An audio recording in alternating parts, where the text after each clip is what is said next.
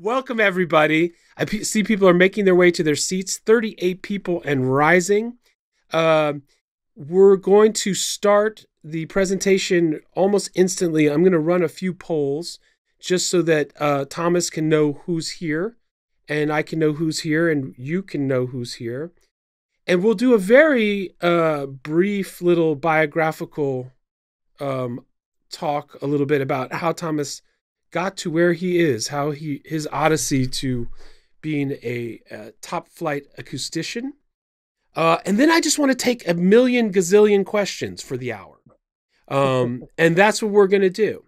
So do this, everybody. Sign in on the chat. Just put your time of day and the city, and we'll see your name. Justin, what's up? I see lots of familiar faces. Paul Fox in the building. Helsinki, what's up, Christopher? Dusseldorf. Netherlands. Miami. Woo, it's flying. Stockholm. LA. Paris. Los Angeles. Mexico. New York City. Milan. UK. Beirut. What's up? Mexico. Unbelievable, man. Yeah. Connecticut. What's up, Radu? All right. So listen, while everyone is getting cozy, I'm going to run a couple polls, and this will help us know a little bit who you are, and let you know who.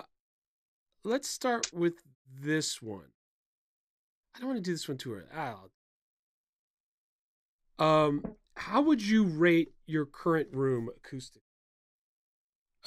Terrible / horrible, barely good enough, decent, excellent, or world class.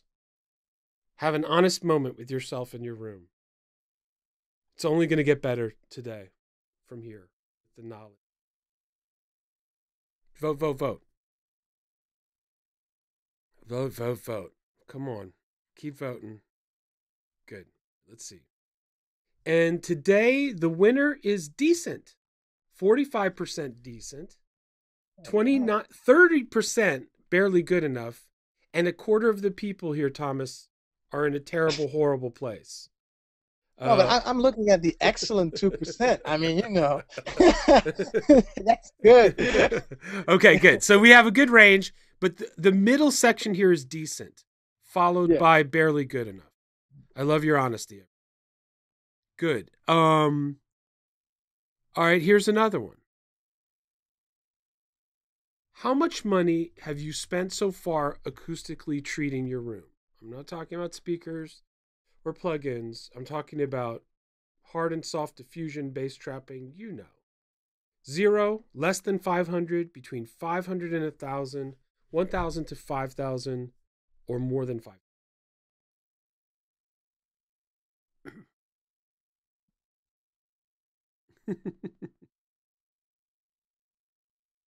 Vote it up. Vote, vote, vote. Okay, good. How much money have you spent so far? And the answer is the biggest is less than 500. 5% have spent more than $5,000, 10% between 1 and 5. So it's kind of like the 1,000 plus or minus is the majority here today. We'll talk about that. You built your own bass traps. That's awesome. I've built mine too. The ones I bought were better than the ones I built, but that's another story. All right, a few more, and then we'll jump right in. How did you find us? Google, Facebook, YouTube, friend word of mouth, or the forum? If you remember.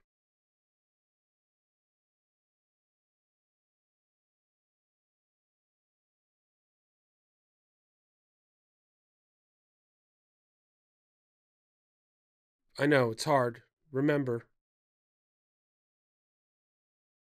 Okay, we got lots to talk about. It's an even split. It's everywhere. It's Google, it's Facebook, it's a little bit of YouTube, and friend word of mouth. Thank you, friend. And a little bit of forum. Interesting. Very, very cool. All right. Here's a question. This is an easy one. I know you're more than one, but select one of the following that represents you. Are you a producer, composer, a DJ, a live band, an audio engineer, or other? I know you're probably multiple hats. How do you mostly identify?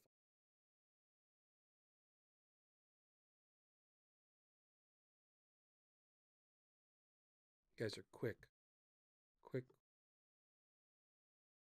60% producer composers, 30% audio engineer. Very interesting. Not too many DJs, live band people here today, and 7% other. If you're an other, just put the other in the chat. We will see it. Two more questions. Is this your first Mixmaster Wyatt Academy experience?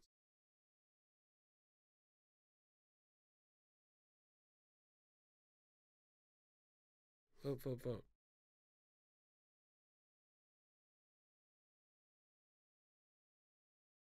80-20. That's amazing. Returning people, great to see everyone. It's great to see everyone all over the world, all the familiar faces. And new people, welcome. Really glad to have you. We do this all the time. This is how we do it at the school for live events and the trainings. Quite like this. All right, last question. Here's a thing. You got to really dig deep here. How much would you be willing to spend in 2017? Awesome. Nothing? 0 to 1,000? 1,000 to 5? 5 to 10? Or more than 10? How much would you be willing to spend this year to have an awesome?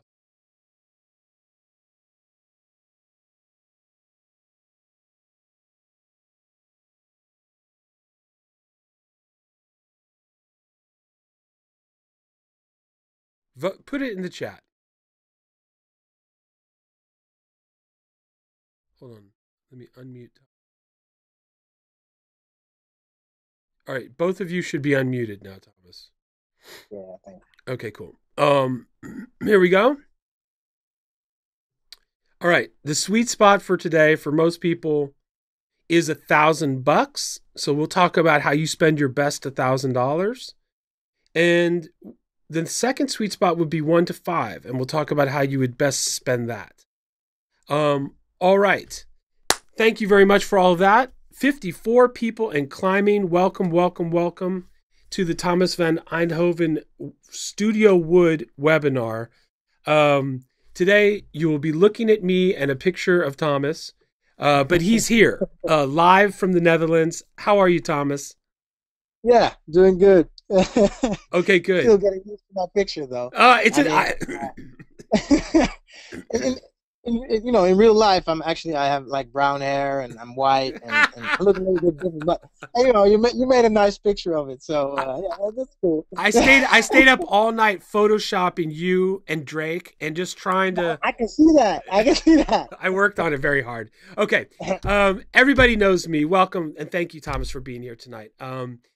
Everybody knows me. Daniel Wyatt, founder of Mixmaster Wyatt Academy, senior instructor, course designer for mixing and mastering.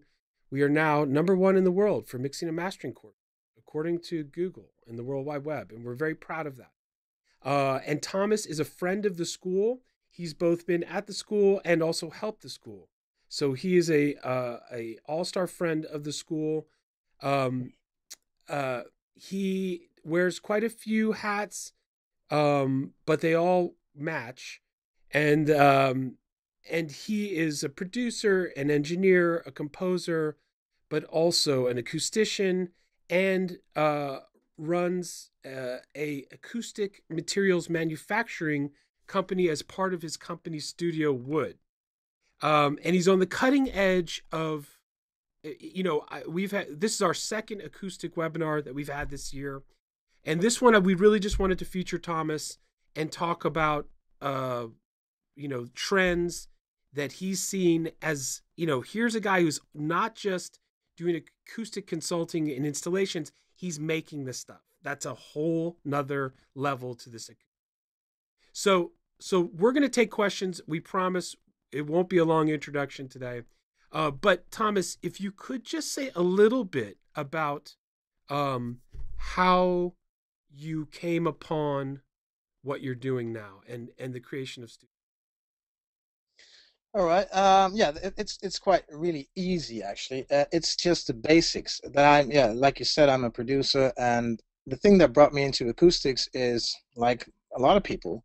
I had a problem. I had a serious serious issue, and I just couldn't work in my home studio anymore. And because of that situation, I bought some acoustic products, and not some, I like the best of the world at the time, and they were really expensive. So to me, it was like, okay, I want to have this world class spaceship to produce my records, and I just found that the budget needed to get there was way too big. So for me, it was reverse engineering at first, and later on, starting to calculate, starting to find what is exactly the sweet spot for getting the results that I wanted. And from that point, I made my own bass traps, and I let them, I tested them in the lab, and I found out they were pretty good. They were in the top four at the time of the best bass traps in the world. Um, yeah, so logically, I was like, whoa, okay, if it's this good, then maybe at what price point could I sell those, And I started looking at the other brands, at the pricing and stuff, and I was motivated to add that to my roster of things that I would be doing, and I expanded on that idea with absorbers. I got mixed up with diffusion, gluing together 1,000 pieces of wood to get something going, and yeah, and so it grew, and Studio Wood was born, and we've been innovating and expanding the product range ever since. And So and yeah. so okay, so when did this whole thing start? Sort of 4 years ago. 4 years So ago. it's early. I mean, before that time, I was busy with calculating and stuff, but 4 years ago, I really started with production of products. Yeah. Okay, so you were basically a bedroom producer in a sense, Yep. in this space. How did you know that your space needed help? Like what what actually happened where you're like, this isn't working, I gotta fix this? Like what? uh, yeah. Well, it was quite key. Yeah. I mean, I like some stuff of D'Angelo just for listening.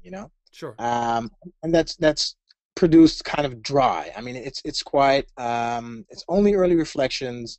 If you're in your studio, with marks on ends, if you're in your own studio, and you have like quite a dry production that sounds like it's in a club or in a small, in a small bathtub or something, you're in deep shit, to say it. I mean, I could hear like a flutter ringing sound with each snare hit, and I just knew that this is really really bad. And the low end was not to be trusted. So yeah, I just knew I'm in shit. I need to fix this. Yeah, yeah. So okay, so you did what I think almost all acousticians do that I've had the honor of knowing, which is you put on music, and if it sounds weird, there's a problem. I mean, it Yeah. sounds kind of like simple and ghetto, but all the great acousticians that I ever saw, they wouldn't come in to the room with like 50 pounds of scientific testing stuff. They would come in with a song that they knew might not be your favorite song, and they would play it, and they would walk around the room doing weird yoga, like putting their head up and their head down and doing weird kinds of things. And it's a funny dance to see for the first time you see it. But what they're doing is, and we'll talk about it, is and tell me if this is true, but of all the great rooms that I've been able to be in, the $1 million rooms all around New York City and all over the world, even in Holland, the sweet spot for the engineer is small. Even in a fancy room, if you're not exactly with your head in this little tiny box where the room is optimized, the whole picture cannot make sense. So my first question, and then I won't hog all the questions. Get ready, you guys, with your questions, because we're about to jump right in, as I promised. My first question to you, Master Acoustician, is it When you go to a client, I know you have some top techno clients that you've just done their rooms and they're really happy. Um, do you try to make it good for anywhere you are in the room, or do you try to just make the cockpit, the guy who's flying Yeah, the plane, or that, that, the lady who's flying the that plane? Okay. yeah, yeah. Well, that's really a thing, and this subject is coming back. I think every week or month is that some people have the idea that you fix your room and then I see some not to be named companies saying that they have a room wide sweet spot and stuff like that. Um, I've never been in a place that has that, so I never have either, you ever. know, I'm sorry, it's just not working. No, No, I no. mean, I would love to have that, that you can just bounce around in your studio and everywhere it's just perfect. No, it's not happening. I'm searching for, especially in Holland, most Holland, Belgium, Germany. Most people don't have a lot of real estate, so Yeah. the places are small, and we need to be able to work in the dedicated space that's available to us. And sometimes it's a low ceiling, which is terrible, and small, and sometimes it's more cubic-like, which also is very bad acoustically. And I'm just at first I will be searching for what is the place in the room that I can find the most balance without doing anything, without with no bass traps, no absorbers. Just there will be one place that has the least of problems. Okay, I'm going to jump right in because this is so critical for all the people who are here today. 54 people, quite incredible. Okay, I'm like playing your wingman here. Here's the thing. When everybody designs their ideal room, they always have a very romantic notion of where they're going to sit. They're going to sit exactly here so they can look out the window and see the boats coming down the canal. And at 5:30, when the sun sets on their coffee cup and they're EQing something, the world will come together. Everybody has that romantic notion of where they're going to be in the room. I've been doing this for, 30 years. It's scary. And even in my new room, that Thomas is now going to help me finish, I had to move where I wanted to sit because the room was not telling me to sit there. The room was telling me to sit about 8 inches forward from where I wanted to sit. And as soon as I moved the mix position to where the room wanted me to be, 3/4 of my acoustic problems were solved right there without spending a penny. Yeah, Right? yeah. That is possible. I mean, I was at a guy like 3 weeks ago, and he said like I have major bass problems Yeah. and this and that. So I went there, and so I came in and I said like, wow, it's sounding pretty good. I'm just being honest here. It's not that bad. Your decay times are quite in line. Let me measure out and see if you're sitting where you're supposed to be sitting. So eventually we placed him up front, and we talk in centimeters, 30 centimeters to the front, and then like let's just if you put a percentage on that, 60 or 70% of the bass problems he had were gone. Yeah. Yep. So, and he was like astounded to hear all this new details. And he was like, "What the hell? Wow!" And I was like, "Yeah." And there's no bass prep here. We haven't done anything. Yeah. We're just gonna move and see what the room can give us within these parameters. It's okay. So just right there, free webinar just for coming. That's one of the most important things is sit where the room wants you to sit for starters. And then you can fix it up from there. Okay. The questions are flying in. Let's service the people here. Diffusion behind the monitors or back wall or both from Jeff King. Where's the diffusion go? Behind the monitors, the back wall, or both? That's a very good question. Because I've seen, Yeah. and I think we're talking about hard diffusers here, Jeff. Yes? The wood? Yeah.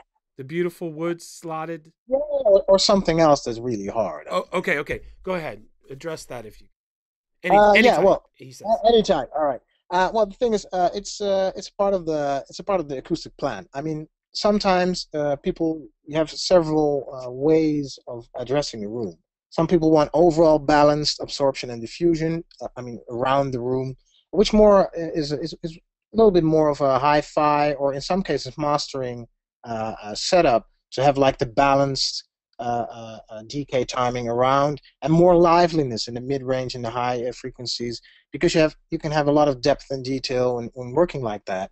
But most people, and especially in small rooms or smaller rooms, have the live end dead end principle, which means that all around will be absorption, but on the length side, going to the back of the room, you will have more diffusion, or at least mid and high frequency uh,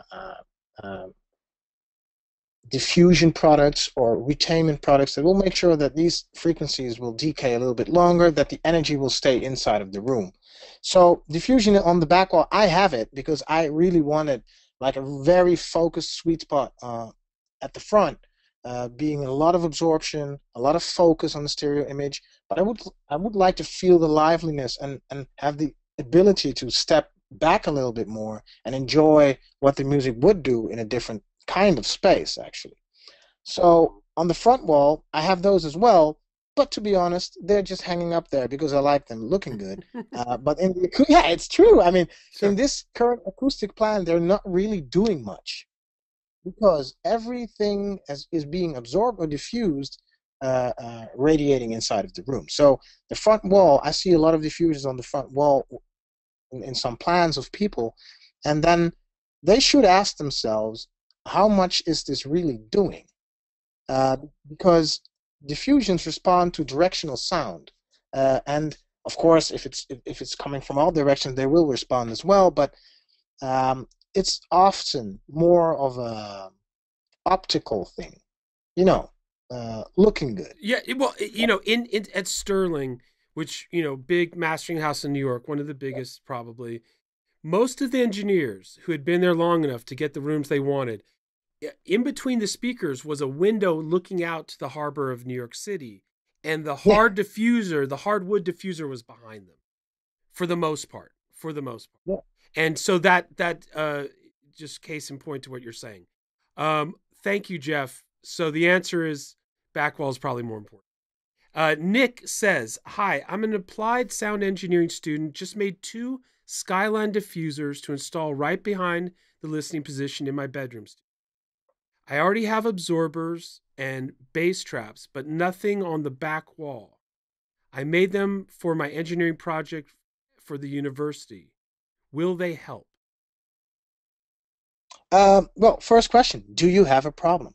I mean, of course they. Yeah, yeah. I mean, of course they will help in the sense that they will do something that I think is pleasable to the ear, Yeah. and it's better than to do nothing because then you will have like direct reflections coming from your mid and high frequencies that will bounce back off your back wall. So if you have them, come on, hang them on the wall. Put some LED light around that shit, or make it beautiful. Yeah, use it. It's better than any other place that I would find a diffuser. So yeah, use it. And I would say that since you made them yourself, sounding like someone that's in the DIY thing, experiment. Put them on something, put them closer to your back while listening, put them further back while listening. I've had, I must say, truly mind-boggling experiences playing around with big diffusers close to you on strange play. It's very, very interesting to see how that can influence the perception of sound, stereo image, and frequency response. It's really interesting. So use it. Yeah. Okay. Next question. And this was like four people had the same question at the same time. How do you know where the room wants you to sit? How do you test this? You put speakers and you put the speakers where you think they should go and walk around. How do you determine where the room wants you to sit? Okay. This is a good one. Yeah. And let's address this in a way that I read in a few books, and it was very inspiring because I tried it out myself, and I thought it gave me something. I mean, I could tell everyone like, get measuring software and do this and do that, but let's go with the ear. Let's go with the tool that we use most, and with something we already have or we can get for a penny. So the best thing I would recommend, and it's you need to get a friend on board, and it would be nice if it's also an engineer or someone involved in audio, because he won't think you're crazy and will just help you out and probably be very interested in what you guys will be doing. Um, take one of your two monitors, attach to the person that's holding the monitor a string or a cord, and look at the distance that you would like to be sitting from that monitor. And we're just going to use one. So if you would like to be like 2 meters away from the monitor, that's fine. Um, and then make sure that the room, if you have like a piece of furniture, get it out, that you have like space to walk in the room. And the interesting thing would be to play music in mono, music that you know very, very well, especially if you have several tracks. I mean, if you're in dance music, you use a dance music track, but also try something else, something acoustic, something with more vocals and nasal stuff, and especially with more information without between 100 and 300 hertz, because that's and then walk around in the room um, to several spots that you would like to be sitting, and listen very carefully. And there will be a few places that they will just jump out. If you're doing that for a while, they will jump out at you. That is a spot that you get something back from the room that sounds the best in balance with the track. Mm-hmm. That somehow pieces fit together. It's not too boomy, it's not too hollow, it's not too this, not too that. You will find a few spots, and then you just have a whiteboard marker. You just mark the spot of where you're standing, and after you've done that, mark the spot from the guy that's standing there, and give it a number, and do some how do you say it, lines between those 2 points. But do that, and eventually you will find a few spots. And I can guarantee you that if you put your stuff there, you will find that, hey, these are the best spots to be sitting in without doing anything. And naturally, that will be the best places. If you treat your room acoustically, you will get the best possible results. Yeah, 100%. It's the right starting place, and there's a few right, one or two right starting places, and a million wrong starting places. So that at least gets you to the right starting place. People want to talk about ceilings. Um, Hold on. Um, what?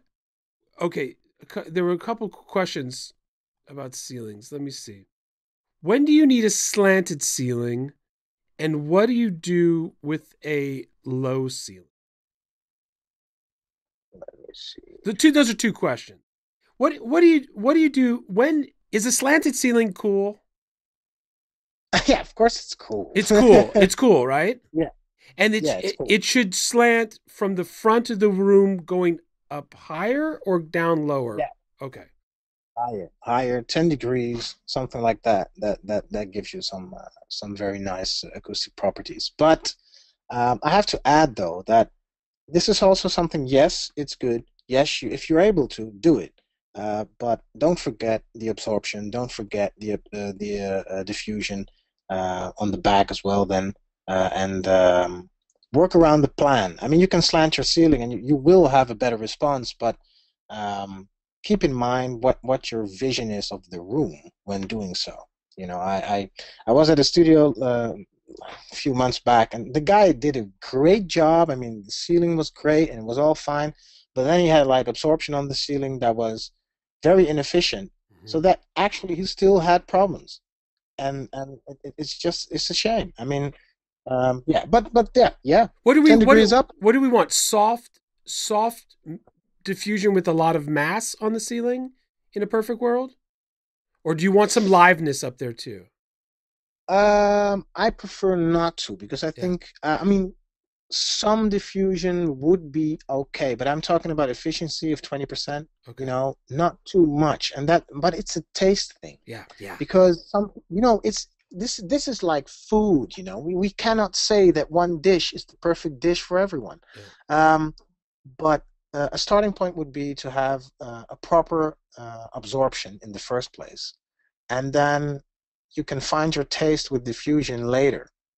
I think that that would be the best way to go, because if you start with diffusion, you might get too hyped or too airy in the response, and I don't think that's a good thing. Well, and this brings me to something that that I think you're bringing out again. That this is just sort of like one of those cool truths to walk away from today for everyone, which is this: when you when you get a room and you start, you find sort of where the room basically wants you to sit, and then you sit there, you put on the speakers, you play the reference tracks, and you start to focus the sound.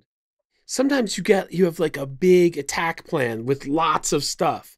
But I think what Thomas is saying is eat the apple one bite at a time, as we say up in New York State. Yeah, yeah. Because it's your intellectual concept of what needs to happen and the way that the room works may be two slightly different things. So do it a piece at a time and listen and live with it. And a piece at a time and listen and live with it. Don't shove everything into a room. I've seen that mistake a number of times too, where it was actually sounded better 3 iterations ago with less stuff. But this comes back to what a lot of customers find strange when I meet them. Yeah. They have like a decent budget and they want everything, they want the whole thing to be fixed and perfect. And then I say, like, okay, we're going to do like the bass trapping, we're going to tighten up the low end, we're going to fix the early reflections, and then we're going to keep some stuff optional. Yeah. And I'll be coming back like after a month or maybe two. I'm going to leave some stuff and you can try it out and see what you want. Yeah. And they think that I should be making that decision for them. Yeah. But of course, I could do that and just sell them the product. But it would be very, very strange to say to someone, "This is your perfect dish. Yeah. Eat it." Yeah. Yeah. I mean, it's like you put the salt and the pepper on the table with some olive oil or whatever, and you serve them the dish, and they can, they're humans. They can like address accordingly. And Yeah.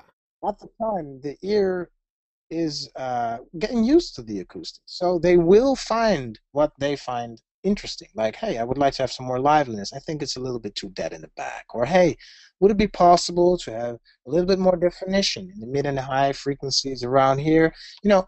We can talk and we can get there. But I think grow inside your room with step-by-step measuring. Yeah, that's a very, very good thing. I completely agree, and I would say this to that, which is also some of the fancier rooms that I have been in to visit my friends and stuff. They didn't necessarily make a whole lot of sense to me. Obviously, they made sense to them. It made sense to them, but it didn't. When I sat down, sometimes I was like, But, here are these guys, who do these, big, huge projects and super successful and work every day for a decade. But their room, it makes sense to them. And it's highly personal, like you said. I think that's perfect. I mean, Yeah. I think that is the most important factor that a lot of people forget. This is not a sterile environment. We're not the same human beings. We're all interested in audio, and we want a certain resolution and definition, and we all want that. But it means something different for everyone. Yeah. And when I come to a customer, to me, is to find out what's his color, what's his taste, what is he looking for, what does definition mean to him or to her. Yeah. And that's what I'm looking for. And it's not that I just come in and say, hey, you have a problem here, you need like 4 bass traps, we're fixed. No, it's searching. I mean, some clients want the boominess. Yeah. Yeah. But they want it in a certain way that is controlled, but still being able to do something for them. That they still have that bump, but in a way more controlled than it was before. And I think it's like you're building cellos for people in a weird way. Like it's but it is a little bit. It's like there's the art and the science to it. But at the end of the day, it has to be musical. And as we know from mixing and mastering and everything else, musical is not necessarily a linear experience. Okay. Question. a square room. Now, Mm. I'll just say this for the intro. There was an acoustician who, on one of our acoustic webinars, said that the square room was the perfect shape, which always still kind of shocked me because I haven't seen a lot of square rooms mixing and mastering. But for those who have square rooms, what do you say, Thomas? Oh shit. Oh, shit. Oh shit. Yeah, Serious. well, um, if your square room is big enough, it could be like a perfect place. Um, let's just put it this way. But most square rooms are small, and yeah, it's hard. It's hard to get a good. It's hard to get a good response if you. Well, it depends. If you're sitting in the center side of the room and you have like a whole acoustic plan for that room, it will be turning out pretty good. But Yeah. most squares, to me, turn out to be big issues because people want to sit close to the wall, have like it's mostly concrete, and you know it's Holland. It's not the U.S. We don't have wood building stuff. Everything is like bricks or concrete. So if you have like a square concrete box, yeah, well, it's a problem. It's a serious problem. So to people with square rooms, do the the chord and speaker thing I talked about earlier, and find the spot that works. But especially, I would say like start with bass trapping right away because that will be a major issue with the room modes. Yeah. Okay. All right. So is it fair to say? Okay, couple things. Um, at again, I keep referencing Sterling just because I grew up in New York City and that's where we went Yeah, for yeah. fancy. They had the fanciest rooms. Um, there were two kinds of mastering engineers there. There were guys that sat in the front third of the room. They were usually rock guys, truth be told. And then there were guys that sat in the back third of the room, and they were usually club, hip hop, dance music. I mean, it wasn't that simple, but in a weird way, it kind of was. And Mm. so what they used to say was never sit in the middle of the room lengthwise. That's the worst. Either you want to sit in the back so that the low frequency that 808s you can get a mini Yeah, club effect. A mini, yeah, yeah, like your own cute little mini club. Um and you need physical space for the image of that stuff to actually come together. But then the pop rock dudes, they were, I don't want to say they didn't like bass, but they were trying to make mid-range be the star. yeah. That's the thing. Yeah. Yeah. Yeah. So I don't know if you could elaborate on that a little bit. Yeah, yeah. Well, it's quite simple. I mean, you said it, and that's on point. Is that the pop rock people? They're very focused with mid-range stuff, and to be on the front side of the room gives you way more definition with panning and mid-range information, while as the club-oriented or well, bass-oriented genres, we need to be able to hear how deep is it really going, how is the time alignment of the kick and the bass, and how is that low end being the foundation of the rest of the track, and the GK timing as well. So if you're in the back while that whole big bump is coming, you can feel how consistent and fat and what it is or is not. At least if you're referencing to other genres and other tracks, you know that I'm on point or I'm not on point. And maybe the acoustics are not that, optimal, but this is the spot to check it out. And that mini club is your reference because that's what you want. You want to be able to know how will this translate. So and it has everything to do with how the room will behave on the speakers, on the sound source. Is it okay for you to drop names of some of the techno producers that you just did their rooms? Ah, well, Or we no? have Secret Cinema. Yeah, well, I normally do not do that, but we have Secret Cinema in Amsterdam. Slew of Voss is like the biggest, well, the most booked techno producer and DJ in Holland. That guy does, I think, 300 bookings a year or something. Crazy. So yeah, last year he had more than 60 festivals he Oh, was attending. So I don't even know how the hell he managed to do that, but he pulled it off 3 years in a row already. So and Secret Cinema is a classic. And Industrializer is also one of the guys I did the studio. Still working on that, by the way. how? Okay, so Um, how do these guys all? Since they're club guys and they want a mini club experience, sort of, I guess, but they're probably constrained by the the Bass. the base or the rooms that they have or whatever. Did they sit in the front third or the back third, or was it all over the place in Yeah, personal that's the preference? thing. In the front, Yeah. and that's because I put them there. We just Okay. looked for the best place to sit, and the thing was, Slew of Us, he had like, and that was a cool thing because he had a space that had a slanted ceiling. Yeah.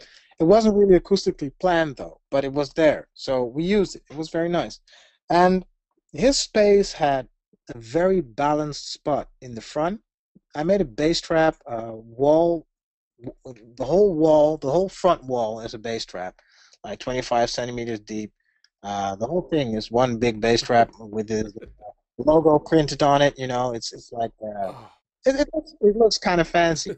Um, yeah, I was really happy with that, and that spot is a nice balanced spot where you can just work and know how it's going to translate. But in the back, where all his gear is standing, he has all the classic drum computers and modular stuff, and he has a great collection of tweaks and twerks. But anyways, in the back, there you have like one or two spots that the bass really elaborates, and you can have a sense of how this would translate in the club. So although the space is pretty small, he has both factors. So he works in the front end, but sometimes when he's jamming and he's not mixing or anything, Yeah. he will be in the back end. So he will be producing the sounds while in the bump, Right. but will be mixing and tweaking while in the front end with definition. So you So get that? That is slick, you guys. A little bit of a dual response room on purpose and for two different things. And um, you know, there were I grew up with certain producers who only sat in the back of the room. They never wanted to sit near the wow. speakers because they wanted that big bassy back of the room clubby vibe, and they reference that, and that's the way they like to work. Let's talk for a second about speaker size relative to room size. Size, Can yeah. you go too big for a small room, and does it backfire? That's the thing. I had a lot of discussions, especially last year. We have an audio engineers forum in Holland, um, and there were a lot of guys trying to burn me down on some of the. Yeah, yeah, yeah. Yeah, sure. There was a guy who had like I don't know, 15-inch sub or something. Like it was an enormous thing, and he said like, "Yeah, I have this in my studio, blah blah, and it's not working." Yeah. So I was like, "Yeah, it's not working." You put a jet plane in your living room, and I mean, so I said like, "Yeah, it's too big," and a lot of people were like, "No, it's not too big. Yes, it's possible." Blah blah. No, No, no, it's not no, fucking possible. no. You need to have a balance between the driver, at least the largest driver, and the space in the room. I mean, Mr. Foley has elaborated on that very nicely in one of his videos Yes. on YouTube. And I would recommend anyone to check that out. Acoustic Fields. He has a lot of videos that he explains a lot of stuff, and this is one of the subject he cuts in there. And I think it would be very wise for everyone to check that out before buying, I don't know, a subwoofer or like mini main speakers in their small bedroom because it's not working. No. Um, um, so yeah, Okay. it's a So a couple questions that makes me think. One is, um, are you can a subwoofer ever work or skip it? whew, That's a tough one. yeah, well, it's a tough one because I've heard a few systems that sounded really good with a subwoofer. Yeah. But my my personal preference is to be without. Okay. Uh, and that's just because of the time alignment that I really like when it's all coming from one speaker. And I must say that I have like a super fancy speaker system that's totally zoomed in on this subject, but I'm not really a fan of subwoofers. Although I'm not either personally. I've been in fancy rooms that had subs, and like you said, they were so fancy that the subs were the whole thing was so tuned up that it wasn't flabby, yeah, yeah, and that it yeah. was tight. But If it's done good, it's great, but it's an easy way to mess everything up, actually. And that's and it can be a band-aid on a much bigger problem, and it's not a good band-aid. I'm with and then I went to other very fancy mastering places where there was no subwoofer, and that's my preference too. Um, Next question. Is it possible in a small or medium room with 5-inch woofers to make trap music? Can you hear what you're doing, or do you need an 8-inch woofer in a small or medium room for bedroom producers to get things popping? well. This is the thing, and I think that's a very important one. I think people are way too much caught up in frequencies, hertz, and that kind of thing. Okay. Um, let's start with the basics, and that is that if you have a nice decay time alignment of your frequency spectrum, so saying that most of the frequencies are decaying at the same rate, Yep. have a sort of same energy and decaying at the same rate, then if your speakers are accurate to like 40 hertz Yep. or 45, they're accurate, and you have your acoustics lined up and it's all nice, you will be able, even if the speakers roll off, you will be able to use the speakers in a way that's suitable because they're reference speakers, which means that you're not listening at your speakers. You're listening through your speakers to what's supposed to be happening and supposed to translate in a way to other speakers, to other systems. So, and if you're listening through your speakers, then maybe your speakers don't go lower as 50 or 40 hertz, but even though the roll off is there, you will be able to reference if your bass is too much or it's too little, and you will get back to other things, and that is the time alignment, the side chaining, all that kind of stuff. Is it efficient? Is it moving like it's supposed to be moving? Yeah. So yeah, I would love to have that in a room, and you would be able to get it to work. But the question is the room acoustically treated already? Yeah. Before looking at the sub, I mean, let's just be honest. Is the stuff fixed? Is it, in balance to, like, let's say 60 hertz? That's quite an achievement. If you have a small room and you have like a balanced response till 50 hertz, then yeah, my hat goes off to you. I mean, you have a good space. No, I'm serious. I mean, I come into rooms with people having like great speakers, and I'm talking like 5K, 10K speakers, Mm-hmm. and they have like a frequency response SPL wise. Uh, that's just tearing apart 18 dBs in the crucial frequency spectrum between 50 and 100 hertz. I see like dips and peaks of 12, 18, sometimes 24 dB. Yes. So we can look at a sub, but let's fix that first because, it won't work. Yeah. No. Okay. So let's talk a little bit about. Is it fair to say that we can divide acoustics up into hard diffusion, soft absorption, and bass trapping?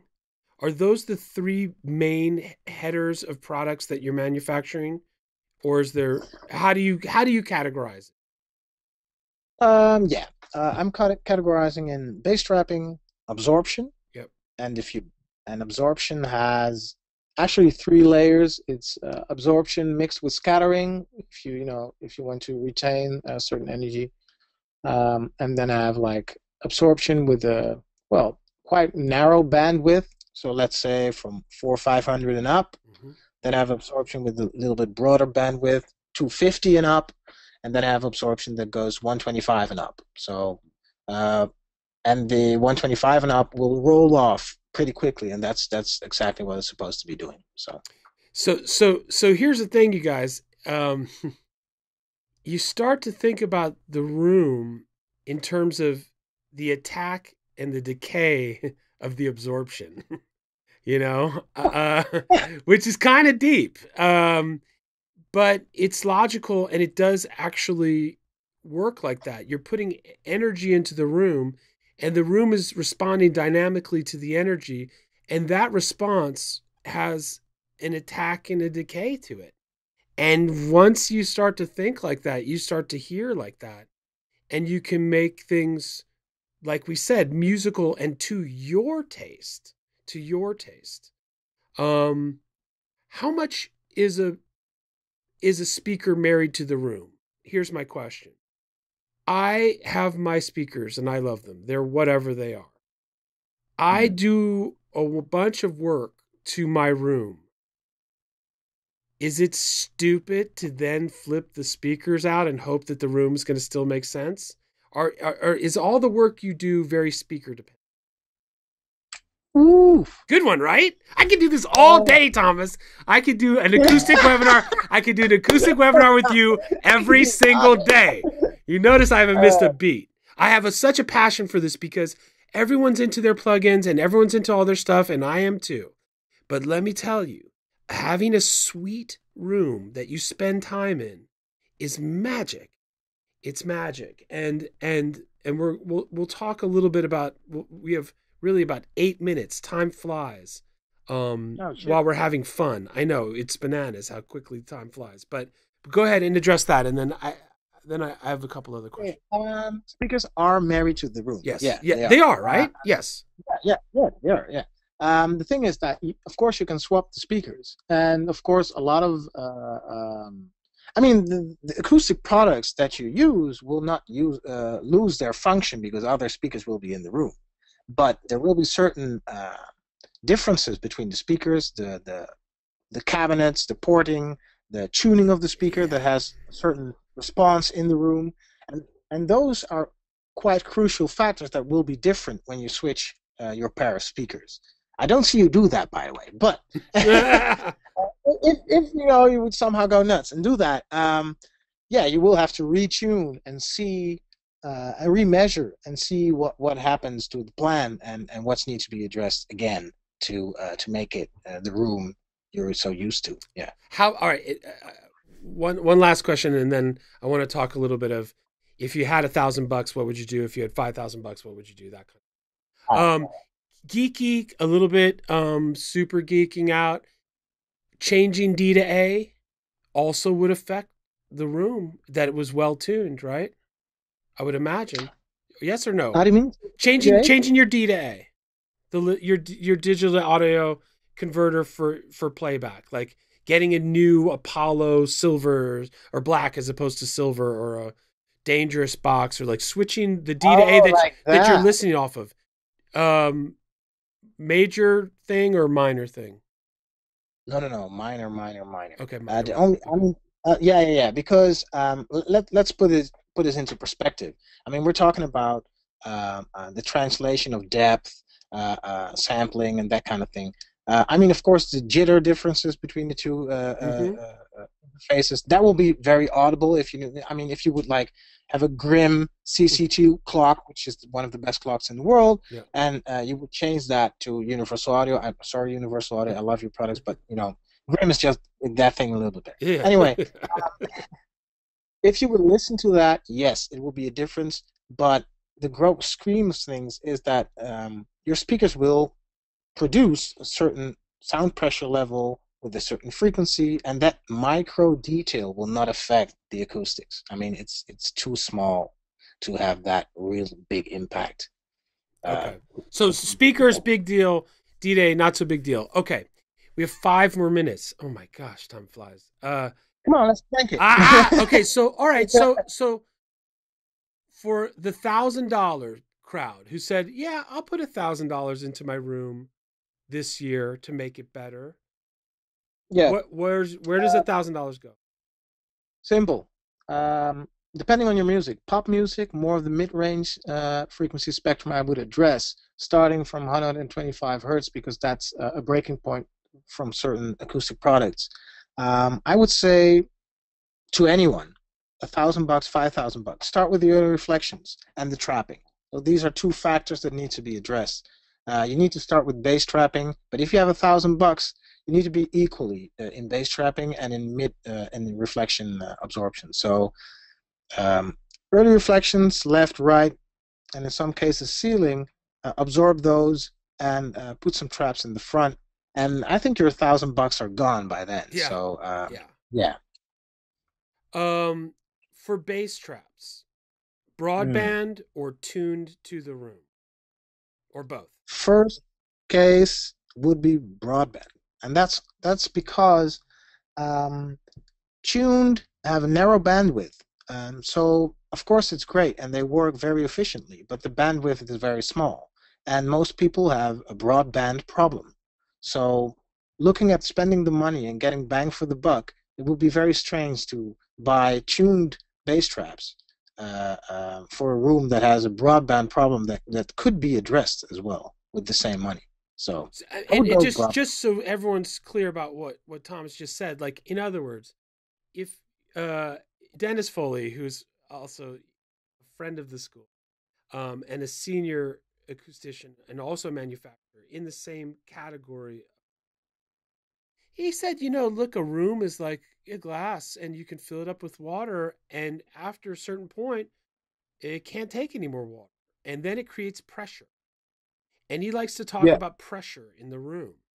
And so what Thomas is saying, and this is, worth the price of admission today, which was pretty free, um, that that that probably the first thing to do with the low end is absorb it in a broadband. That just take some of that excess energy out in general, and then see what's left. And if you find that you have a standing wave at 57 hertz, that's the second thing, and that's very good advice. Um, So the let's 5K people. yeah, the 5K people. Go ahead. Come on, what's the silver plan? Yeah, well, no, well, that's I think 5K is a good price point um, to really get. Let's just say between 3 and 5K, you can get a pretty good room, a pretty decent room, if you know what to do, or find someone to do it for you. Um, and one of the key things is that with this kind of budget, we can address most bass problems, which is a major issue for almost everyone. So we can address a few really big bass problems so that we have a broadband, nice response down to somewhere around 60, 70 hertz. So that is for most people is well, it's really nice. Early reflections should be addressed, so left, right, and ceiling. And further on in the room, depending on the size and shape, there will be some room left in the budget for diffusion. And diffusion is a cherry on a pie.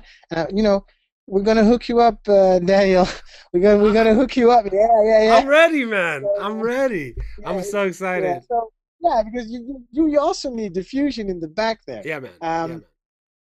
I mean, diffusion is like the cherry on top of it. If you have like the rest in line, if you have your reflections also nicely in line, then some diffusion would be great. And you can try it in the back, and in some cases, you can try it on the left and the right spot. Although a lot of people think that it's not supposed to be there or anything. But it I works. love it. I love it. I just love it. I have them right here. Two QRDs on the left and on the right, and I really enjoy mixing a lot better. Okay, So now I want that too. See how that worked? Okay, listen. We run everything at our school on time, like a martial arts studio. And today we it's had a Sensei Thomas van Eijndhoven from Studio Wood, uh, answering a barrage, an attack of questions from me and everybody here. Um, thank you so much for taking the time and being so open with all of your expertise. I really appreciate it. Yeah, thanks. Yeah, amazing, amazing, Yeah, and it's fun. it's fun, exactly. Yeah. And everybody, thank you for coming out today. You know, familiar faces, thank you always for the support. New people, this is what we do. So if you're new and you like to interact live like this is exactly what we. And to keep the party going, we have a brand new forum, and it is the mixmasterforum.com. It's our all beautiful new forum. Can you guys see it? So we have an acoustic, we opened up a home acoustics webinar part of the forum. Look, a beautiful picture already from Mikhail. See, look at that, democracy in motion. Um, and I'm going to beg Thomas to just chime in a little bit. If you guys have questions, other questions for him, you'll be able to find him here. Studio Wood. Can we put the link in really quick in the chat if we could, so they can find you directly as well? Okay. Yeah, I just put the email as well, so people can just flip in and send me emails and stuff. And I will be at the forum to check out. I see a lot of. I saw a picture earlier this evening. Yes. Someone. Yeah, this one. Yeah, I saw that one. All I love right. it. And the vacuum is good. It's good to keep dust out of your studio. That's nice. Uh, but seriously, I just want to thank everyone for coming out. We'll do a couple of these a year because I just, Thomas always has the fresh ideas, and it's an important part of this whole music production thing, having a room that you like. I guess that's the best way I could. So Thomas, thank you again for your time. This expression, this picture of you will be indelled in my brain all night. This that wonderful positive smile with the confident swagger. Yeah. um, Mike Hooks, thank you for putting everything together. Great to see everybody. Blow it up in the forum. Get the acoustic dialogue going. Thomas will check in, and we'll keep it all going. And I hope this answered some questions, stimulated some thought in people. You know how to get Thomas. And go play in the forum, you guys. Thanks for everything. Have a wonderful rest of your day. Cheers.